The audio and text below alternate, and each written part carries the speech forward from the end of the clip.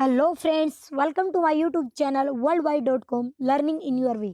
Friends, मेरा नाम है रवीना शेखावत और आज अपन लोग डिस्कस करेंगे जो पाकिस्तान को रक्षा मंत्री की चुनौती। मतलब हमारे जो रक्षा मंत्री हैं राजनाथ सिंह, इन्होंने पाकिस्तान को खरी खोटी सुनाई है बिना उनका नाम लिए हुए।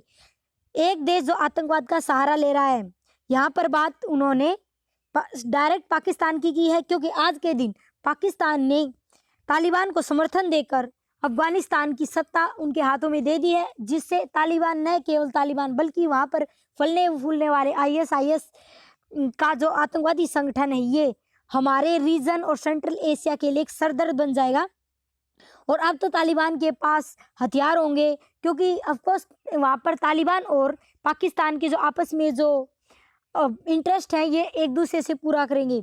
पाकिस्तान तालिबान के सहारे आतंकवादी घुसाएगा कश्मीर में, और वहाँ पर अगर धमाके होंगे या फिर अनस्टेबिलिटी आएगी कश्मीर में, तो पूरी दुनिया को पाकिस्तान बताएगा देखो देखो कश्मीर तो आज भी एक बर्निंग इश्यू है, यहाँ पर माइनॉरिटीज़ के साथ गलत हो रहा है, ऐसे ऐसे कुछ करके। तो इसीलिए उन्होंने कहा कि आतंकवाद का सहारा ले रहा है एक देश।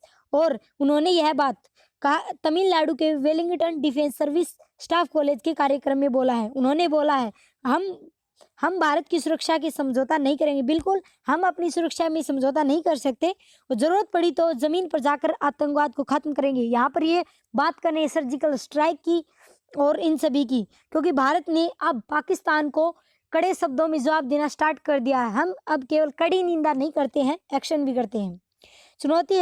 चुनौती दी है पाकिस्तान को कि पाकिस्तान भारत की ताकत की वजह से सीज फायर पालन कर रहा है। बिल्कुल, वो कहते हैं ना, गुंडे के तो गुरु जूत ही होता है। अब इसको जूते की भाषा समझ में आती है। जब भी यह सीज फायर करता है, या फिर पहले क्या होता था कि पहले आतंकवादी हमले हो जाते थे, हमारे आर्मी के जवान शहीद हो जाते थे, लेकिन ऐसे ही बातचीत में मामला ऐसे सुलझा लेते थे। लेकिन अब हर बार भारत कड़ी भाषा में जवाब देता है। हम सिर्फ अब एक्शन लेते हैं, जिसकी वजह से अब पाकिस्तान को डर लगने लगा है कि कहीं बार ये भारत वहाँ पर सर्जिकल स्ट्राइक करता है। 2019 में बालाकोट एयर स्ट्राइक की थी। इन सभी से अब पाकिस्तान को डर लगने लगा है। भारत अपनी जमीन पर आतंकवाद का खात्मा करेगा और जरूरत पड़ी तो दूसरे देश की जमीन पर जाकर आतंकवाद का खात्मा करने में पीछे नहीं हटेंगे।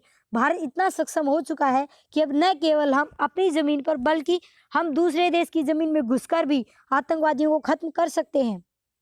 हम इतने सक्षम हैं कि हमारी जमीन से ही नहीं, हम दूसरी जमीन पर जाकर भी वार कर सकते हैं। ये प्रॉपर स्टेटमेंट है हमारे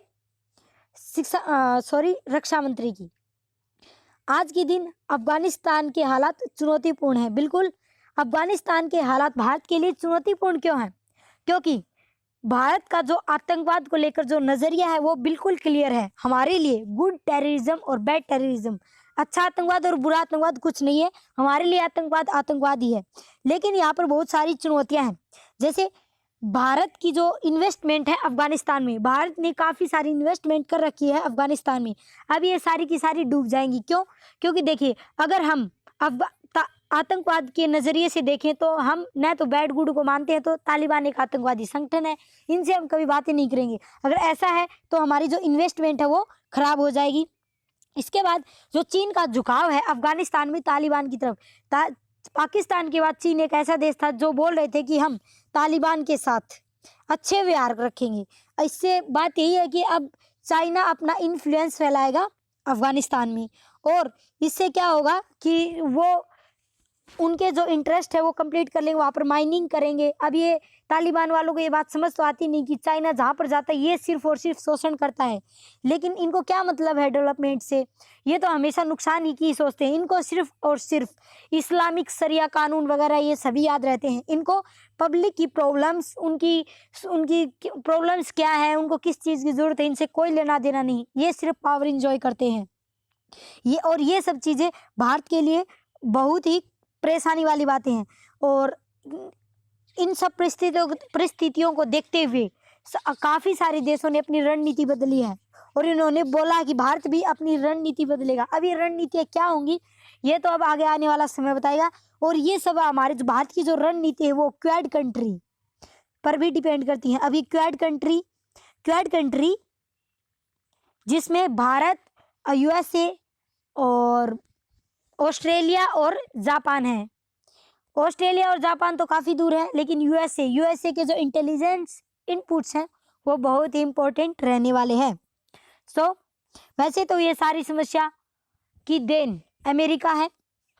जो बिडेन झुक गए तालिबान के सामने, जिसकी वजह से आज के दिन भारत को भी ये परेशानियों का सामना करना पड़ रहा है।